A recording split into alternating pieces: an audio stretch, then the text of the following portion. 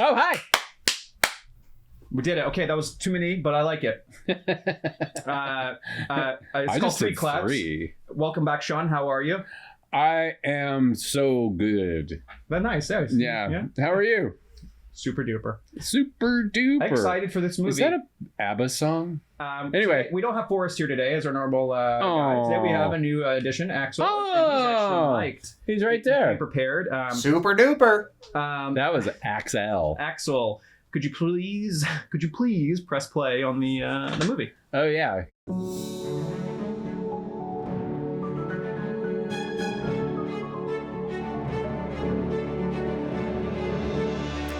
Is this a romance or is it a tragedy? It's a romance sci-fi, according to Google. Okay, well, that's just because of the time travel element.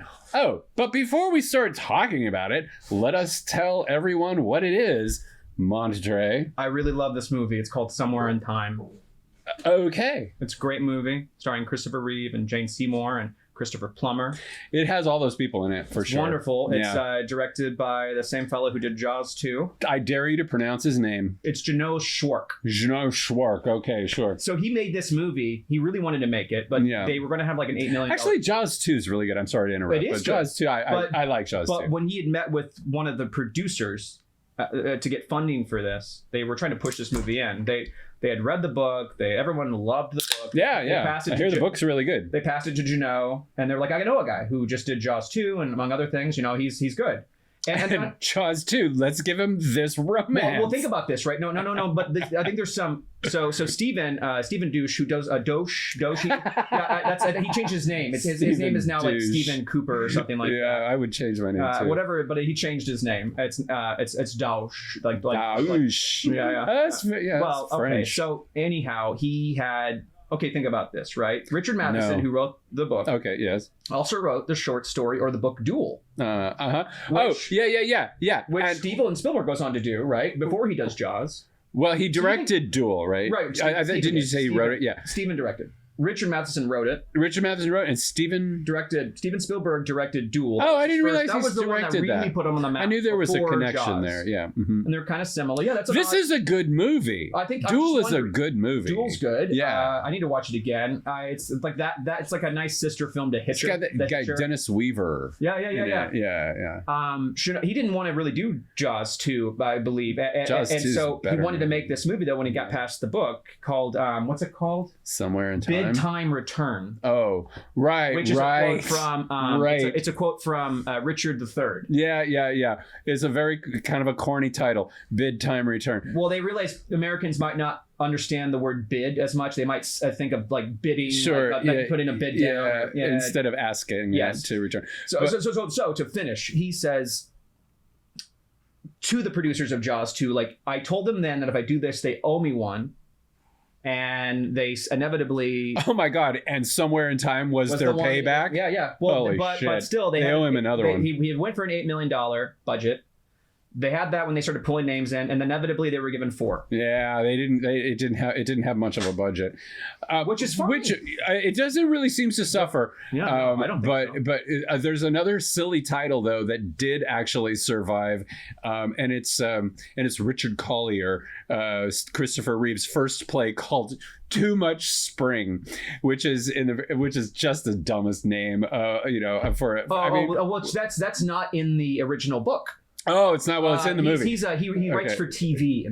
Also, he's really even in college. It starts off with these. It starts off way later, and then he actually remembers. Wait a second, that couldn't be when he's already like fell in love with their photo. He remembers the part in the beginning, basically. Okay, well, so last time, you had introduced a lot of elements of the book, and we sparred on that because the book is a thing, and I bet you anything the book is great.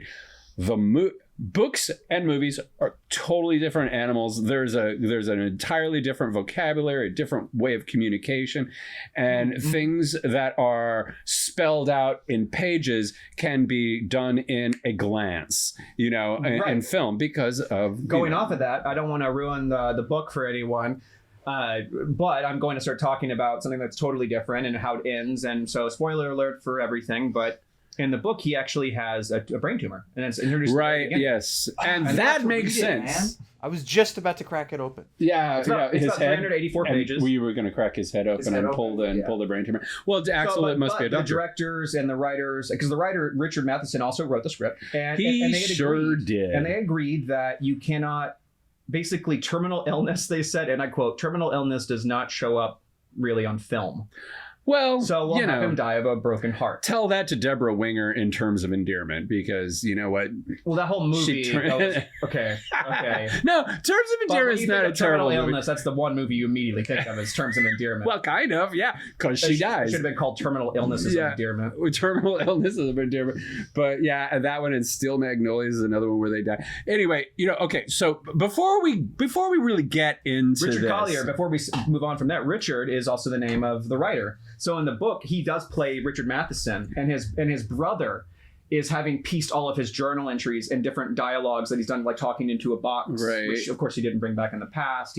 I guess I haven't finished the book, but I'm pretty sure it ends with him coming back into time and writing down the rest of his memoirs, as it were. All I can say is before we get into it, because you and I are going to be not seeing eye to eye on this movie because you love it, right? This is a good movie for you. I would put this in my as far if I could have a top 5 of romance and just make you feel good movies and believe in goodness, but also see the evils and just the earnestness of it. Yeah, this would be it. This is it, huh? Yeah. It is that way for a lot of people. I love the score. I think that the lighting for the most part, John Barry killed the score. Kills the this guy score. Is known mostly for so fucking beautiful. All of his he did 10 or so Bond themes. Oh, one of the fun little pieces of trivia about the score that I really like is they didn't have any money for him, so they didn't pay him anything for the money. They gave him a piece of the back end. Sure. And he has been making shit tons of money on this score for the past 40 years. So get this, right? So Jeannot Schwark goes and he's directing the movie. He's been asked now by Jane Seymour, when they were finishing the film, who's going to do the music for this? And he says, I don't know. We got to find somebody good, though, that we can afford. She goes, why don't we ask John Barry? He goes, what are you kidding? We can't even afford to ask John Barry. She goes, he's a friend of mine. Right. Let me talk to him. Read it, is what she said. And he said, okay. And the movie got so critically panned. It sure did. But then it hit cable. But people love it. People love this movie. This cult thing. And then VHSs, and you get all these, like, it just grabbed this whole new life. There's this thing called Insight. And it stands for something, somewhere in time, whatever. And they would bring everyone to that island there. And they would all get once a year, every October, and it was this whole breathe new life into the movie. Well, people do absolutely love this movie. A lot of people do. It's like when you find I want to love it, and there are some very specific reasons that I don't. It's because you're a cynic. Number one. That's not it. That is not it. And I hate that you say that. No, I'm just kidding. It's classic so the costumes, amazing. They fired the costumer because he went over budget and he ends up getting a nomination. He got nominated for an Academy Award, rightfully so. Right, yeah. But they fired his ass because he went over budget. They fired him. Yeah, they fired him. Okay. So I love costumes. I love a lot of the photography. I love the setup. The setup, the concept is brilliant. Yeah, and I'm not saying the book is better. The book does. I think the book might be better. I don't know. This is a beautiful bit when he first sees her, and then what they did, they threw a light up. Yeah, and that looks really nice. I wish he hadn't squinted.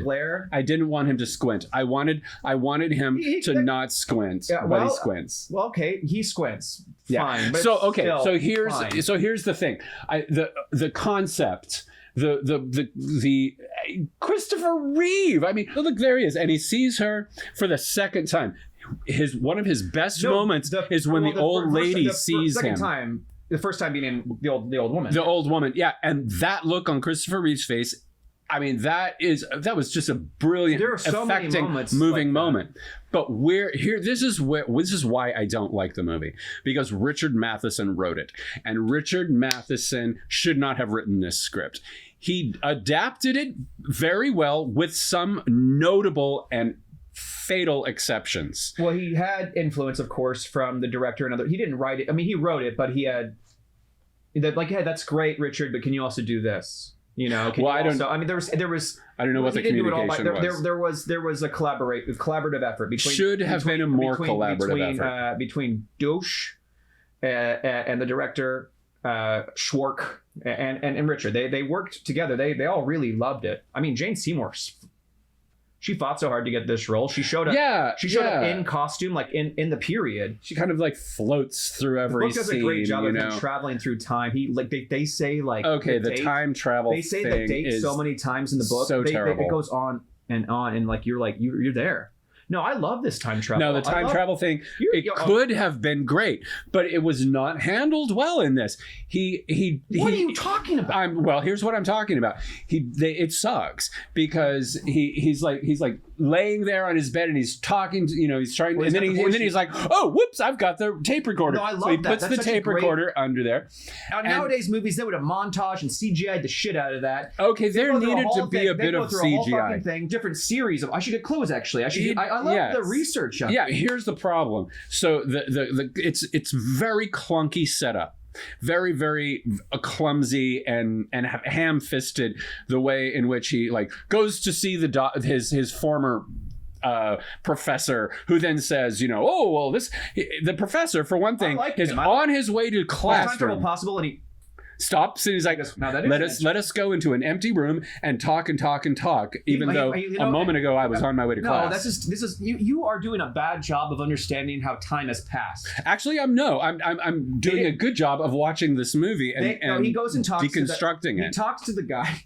No, time has passed. Movies don't just go like from like, oh, and then this. Maybe there could have been one shot for you to help you out where it's like, oh, time has gone on and class has ended. Well, he said he was on his way to class, and then he doesn't go to class. He goes to an empty room and talks to him about this ridiculous. There's so many moments where he's like having to wait for people to get done with their stuff. And he's like, oh, fuck, I just want to say, no, tell me now. But I don't want to sound like a crazy person who needs this information. So I just was calm and said, okay, yes, sir. I'll wait.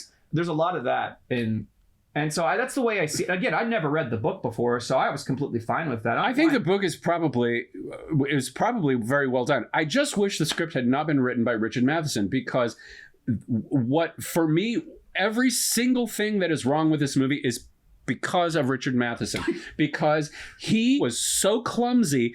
I mean, for one thing, it's some great love. Every single scene that he has with her, none of it is how people actually talk to one another. Not nowadays. No way. In 1912, they did. Well, but he's not a 1912 person. She is.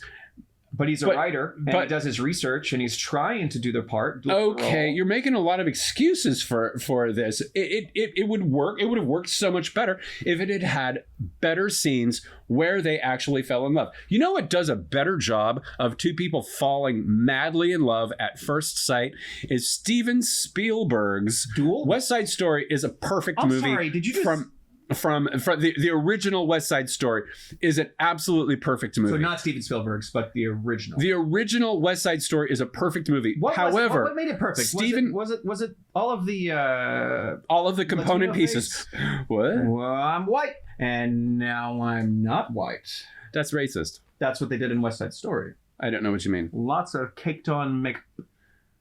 Oh, you mean for Natalie Wood and Rita Moreno? Yeah, they definitely brown-faced them, and the men as well. Well, the men the sharks are mostly tell me, actually Latino. Why is West Side Story better? Because they give it time for the romance to blossom. West Side Story is better because it's a better way in that the writing, the music, the photography, the performances are composed and are integrated in a masterful way. This is a clunky I love this way. moment here when she shuts the door and he goes, no, please don't. Yeah, please, that is a great moment. That is a great moment. And that part where they open up, and they open up the music box, and she goes, you know this? He goes, it's my most favorite song in the whole world. Yeah, it starts, and then again a little bit clunky. The next line, he goes, I don't know what's happening. And it's just, there are There are moments There- of this there are that are moments great, very and the concept that is stopwatch. No, that's something that I don't think a lot of people talk about, or it kind of clicked for me, and I'm like, that's the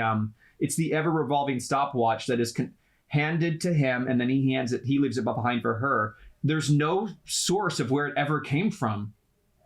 Yeah, we don't actually see her getting it back from him. I kept my eye on it, and she's playing with it. No, what time is it? And he says, "Oh, who cares?" And she's like, "Oh, it's almost 4 o'clock." She has it in. And that's right when he disappears. When he leaves. Richard, no, yeah. Yes, no. She's holding it, clutching it, and Right. so she's left with it. But where did it begin? You know, he leaves it for her, and there's a line early on, where, like when he has, and she goes, "This is beautiful. Where'd you get it from?" And Yes. he can't tell her. He goes, "Oh, it was given to me." Yes, it was. I And think so it would have it's been better if he'd have said it was a gift.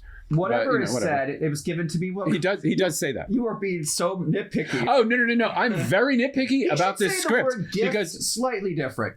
Not given, gift. No, absolutely I'm just saying this stopwatch. these things make a difference. Where does the stopwatch come from? It's this cool little totem that exists purely just in a time loop? a gift from time, I guess. Yeah. Which is a watch. I think that's there's so much wonderful, unique quality in the filmmaking. I'm surprised you don't like because What? they hold What filmmaking? on this movie. They hold shot. They do such great. No. shots. I like the photography. I don't love the photography because I want them to because it's not the photography that I don't like. You don't like this. I don't like the Richard Madden director. I don't. The director. No. huh? I think the director missed. The director is like doing this from like 10 miles away. He's directing. He's phoning every single thing in. It's just not. He's just Man, not that's personally so funny. involved. It's so funny you feel that way because these guys, I watched the doc on this they had for the DVD and it's like an hour long. They really go into it, and these people were just in love with each other. They had so much fun and they were so in it. Yeah, Like you the mean director, everybody. Actually, yeah, Christopher Reeve and Jane fell in love. yeah, they're supposed to have really been in love. But right after they had done their lovemaking scene, like they were getting pretty attracted to each other. Yeah. And the last scene that they filmed where it's like they're having a fun morning and then he disappears. That's the last thing they filmed. Last day of filming, they found out that morning that Christopher Reeve was having a baby. Yeah. His current wife, which they ended up having another baby later. Or girlfriend. A girl, but became married, I believe. Yeah. Whatever. Mother of his children, Right. 2 children. They're having his first child. And he's just got to kind of call that off. But he was like, he and Jane Seymour were sneaking out because he was a pilot and they would fly. Yeah. And they would go, we wouldn't tell anybody. And that's beautiful. What a fun time. But they would never allow even in cars on the set there, except for like they allowed them to have one work truck. And then they had like an early scene where the cars, when he starts to pull in, and there's another car going by. That's like there's those two cars. Shots. They brought those over on a boat or something like that. Everything else, they had to travel on bicycles. There's they gave another everybody car. a bicycle with a number on it for their own bike, that's and right. they give them carriages. I'm just saying. And when they made this movie, they were trying. They didn't have that much of a money, so they're like, "Listen, this is going to be like a camp." And yeah, everyone was just, I don't know. It's like it must have been magical. And get this right. Okay, they had a great time. The place Wonderful. the place was still at 90%. The director still The sucks. place was still 90% capacity when they were filming, like average 90%. Working around that, everyone said they were nice to them, but I don't think that. One of the reviews of this was that the director was too far away in his shots. That is very funny. Oh, in his shots, yeah. They said I think enough close-ups. Was a lot of the reviews back. Right. Well, I don't agree with that. I wanted the director to be a lot more creative and into the very idea of what exactly is going on with Christopher Reeve. Is he really back in time? Is it in his mind? I fully believe that he went back in time. That's okay. So he went back in time, and yet then he goes away, and why can't he go back in time then? And then the whole that clunky setup with the professor. I was exhausted afterwards. Right. Well, he says, mind you, I was only there for a couple of seconds. It was there for a fraction of an instant. So it kills him. And I have to say, I don't have the bookends because this isn't a podcast about books, but the movie ends well.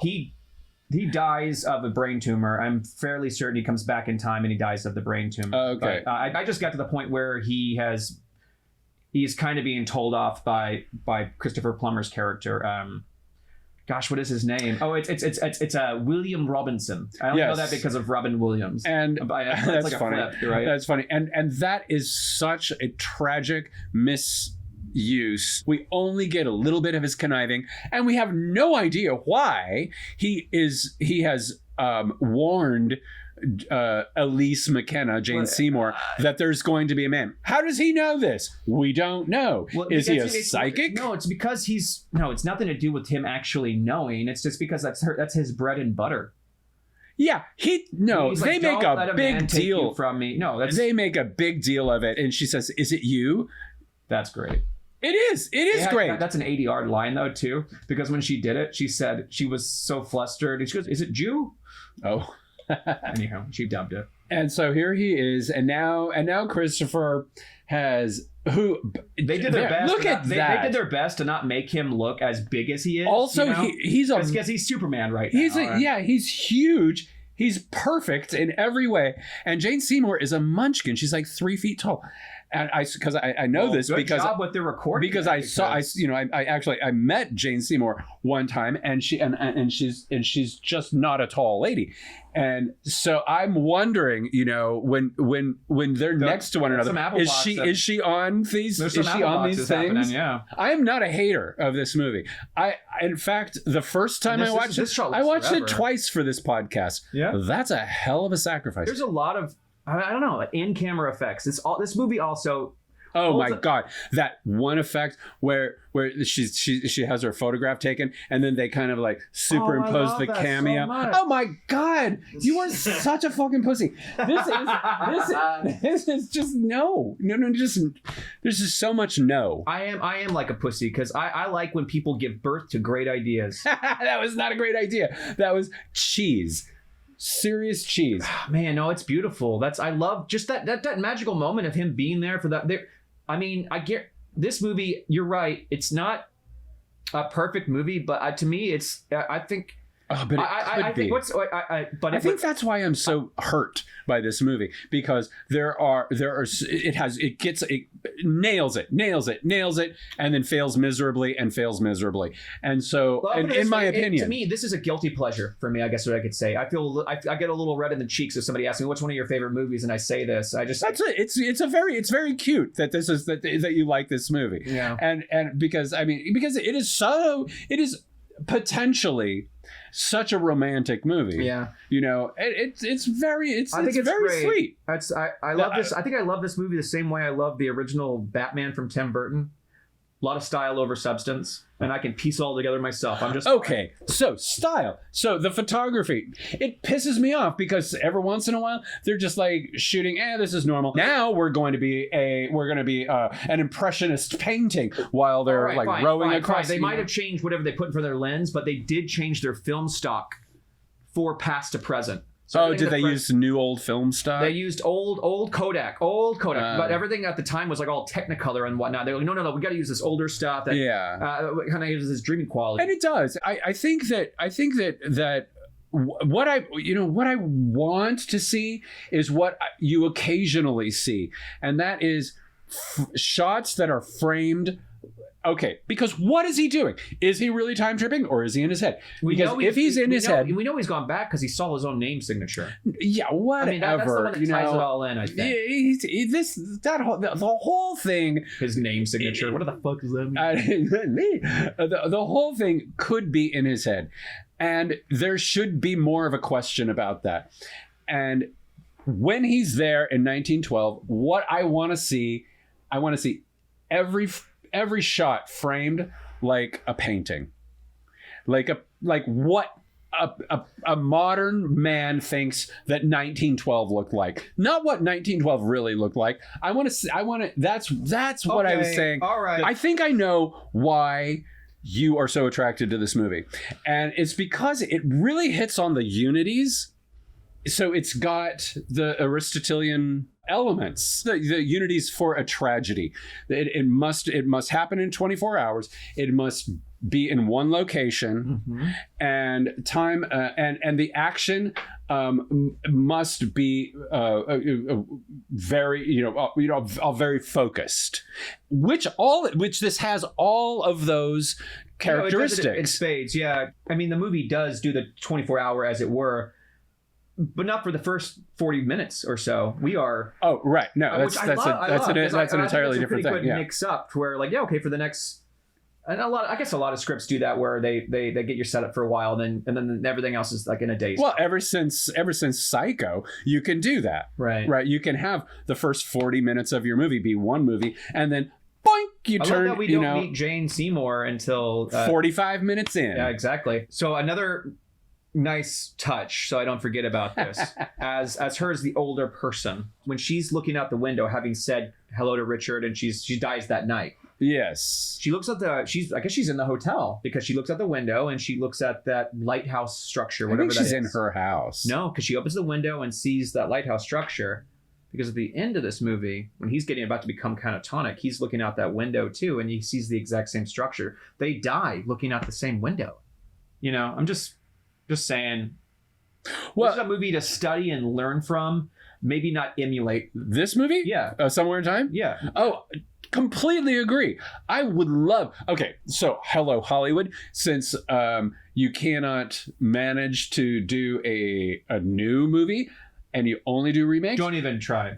Just remake this one and do it better. In one word. I'm on your side with this. I don't like this movie so far. Dude, stalker guy. He is very stalkery. Cute. He's super stalkery. However, in the very beginning, she comes to him and says, "What?"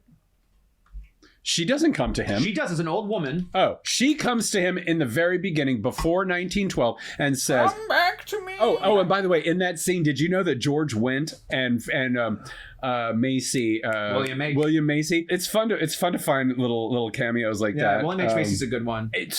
I love that. I love when he gets up and stretches, because like it's kind of cute. Because you're like this is totally Christopher Reeve's like morning like routine. Right. Yeah. You know what I mean? And watch when he walks away, how he kicks his leg back. Yeah. Did you see that? Did you see that? Yeah. It's really adorable. He's just not that great an actor. He's an okay actor. I was trying to say that Christopher's a great actor. He's an okay actor. But he's in some timeless movies.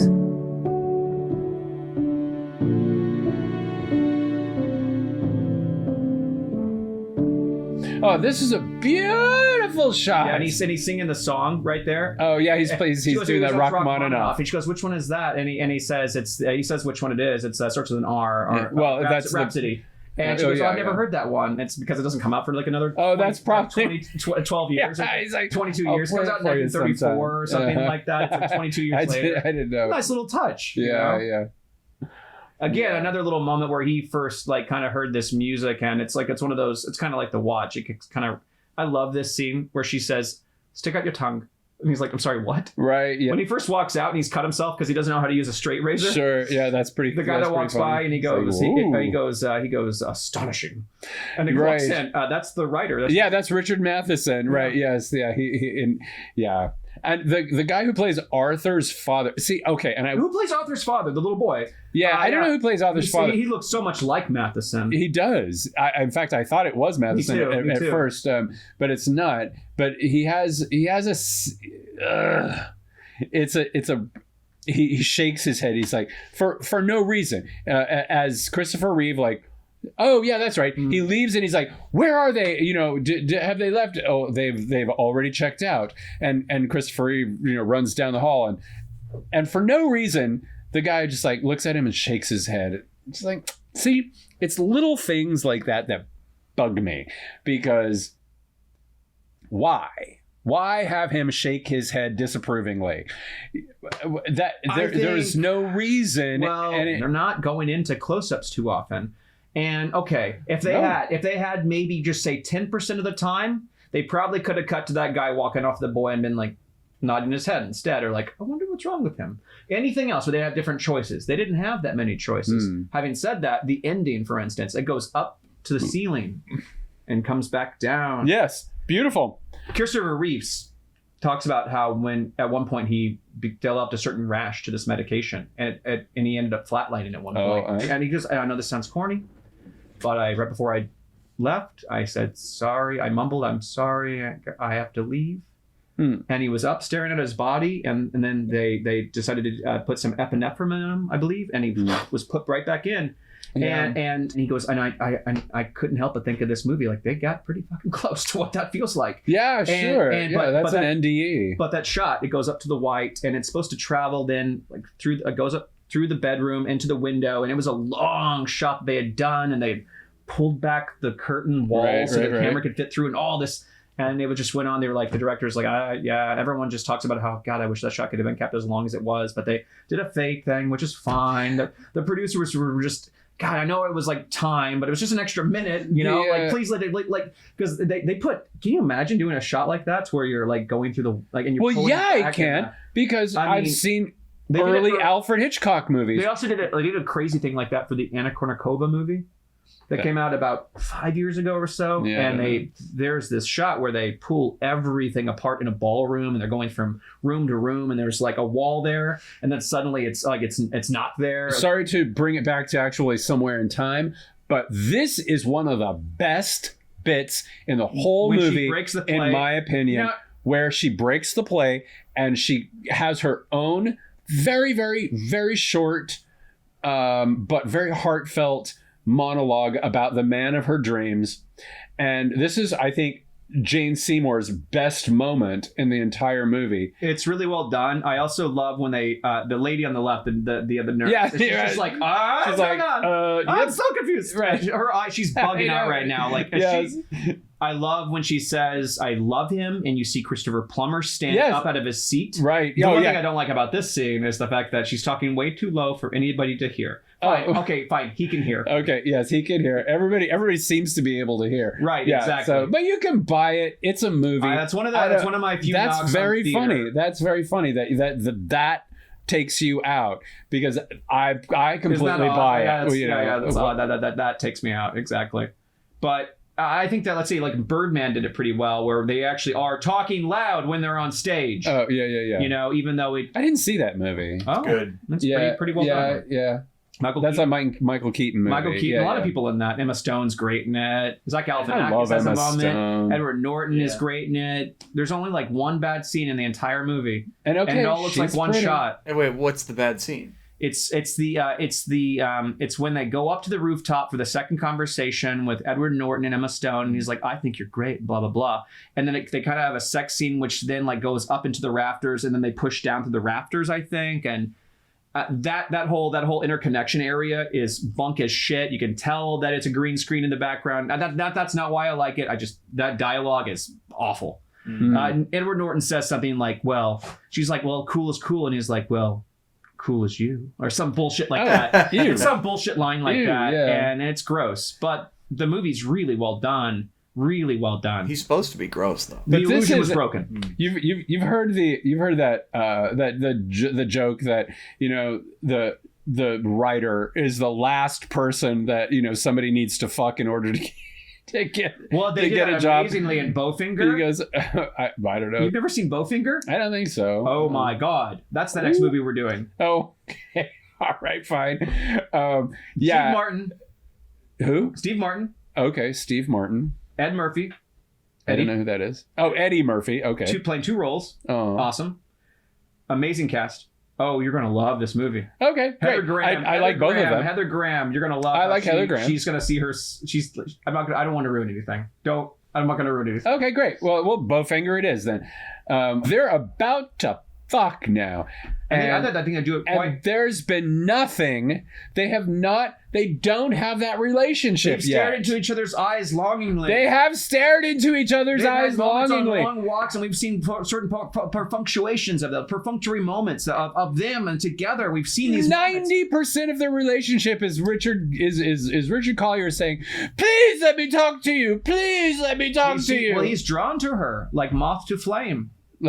And we saw them off in Drawn the like shot. moth to flame. Yes. But I like this. I think it's very intimate. The way they do she finally puts her big hair down. But Yeah, she's like, she pulls the hairpin out. Yeah, the hairpin. No, please stab him. Stab him. Stab him. But the She's not going lovemaking to. scene is really nice. It's not this hardcore fuck. It's very beautifully shot, yes. But they do go to a candle, just like in The Room. Which that candle, by the way, is sitting right by a gauzy fucking Time to die thing. Yeah, and it's definitely going to start a fire. So that throws me off too. But this is a very well done. Again, yeah, it's beautiful. It's Look a beautiful at that. slider shot, whatever you want to call Well, it. it could be a slider, like you said. So get this right. I had read or heard or seen an interview where the part where he's getting congratulated during his play in this movie or whatever. Oh, in the first scene. They shot that on the island.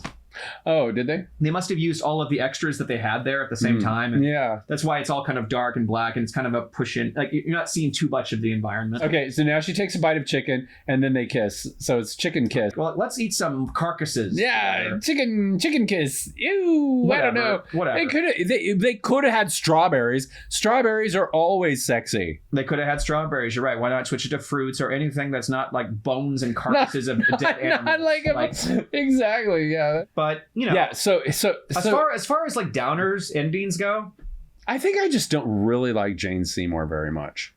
I don't. I mean, yes, she's ethereal. She's floaty. She's gorgeous. She has a lovely accent. She has all of these great things, but there's something about her that does not.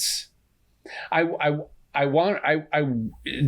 doesn't pull me in. That photograph isn't something that I feel like he would look at and go, "Oh my God, I'm going to fall in love with her." That's crazy, because when I look at it, I immediately feel I want to Jane see more of that person as much as possible. I want to Jane see more of that person. Oh my God. Yikes. Yeah, okay. Well, anyway, I want to know who put the shit back up in his room. What are you talking about? Well, he took everything out of his room, right? Including that picture. You know what that's called? You know what that's called? Somebody put that shit back up. That's called a boo-boo. That's called a continuity error. Oh, okay. Hey, boo-boo, do you want to have a continuity error? Hey. You're very forgiving about this movie, which I find that this is very curious.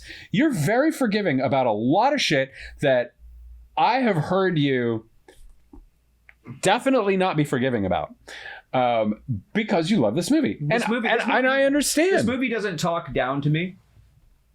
You know, this movie doesn't treat me like I'm a fucking moron. There's not ever going to be another movie like this. This is its own special thing. Even if you were to remake they should make this movie again. Even if they did, say, remake it.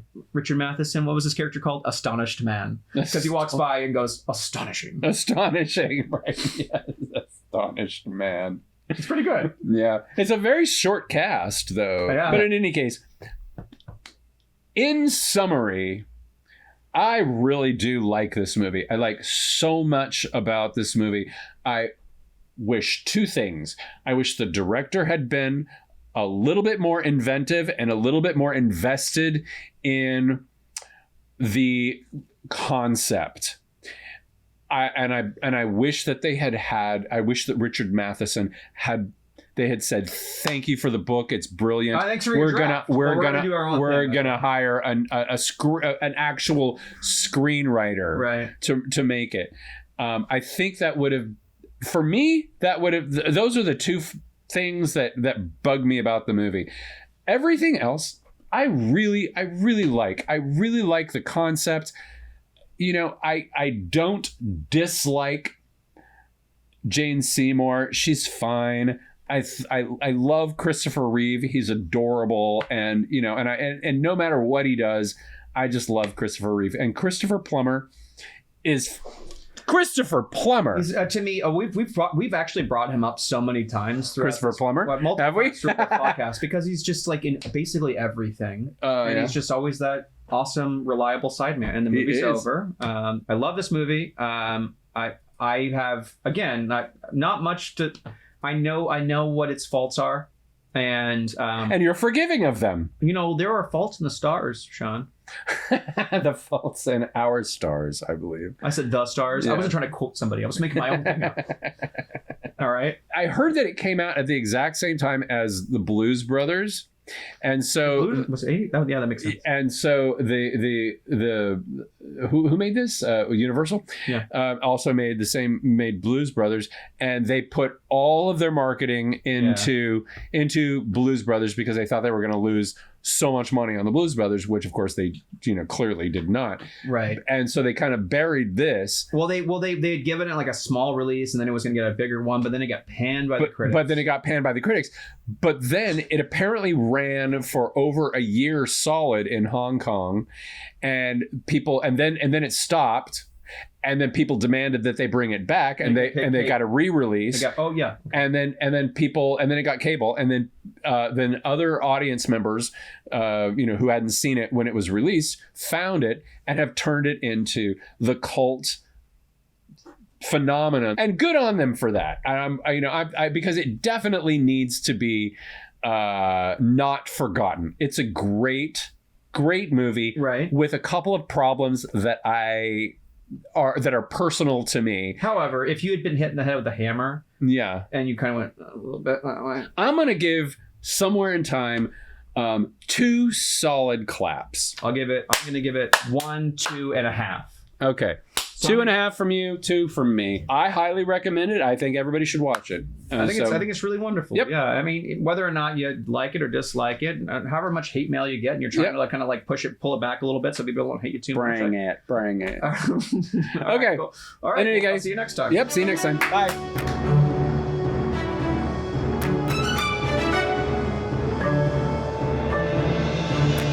Do you remember the Kids in the Hall? They actually the Kids in the Hall. They're that comedy show. I remember the adults in the bathroom. No, okay. I'm sure you do. You being the one, the one.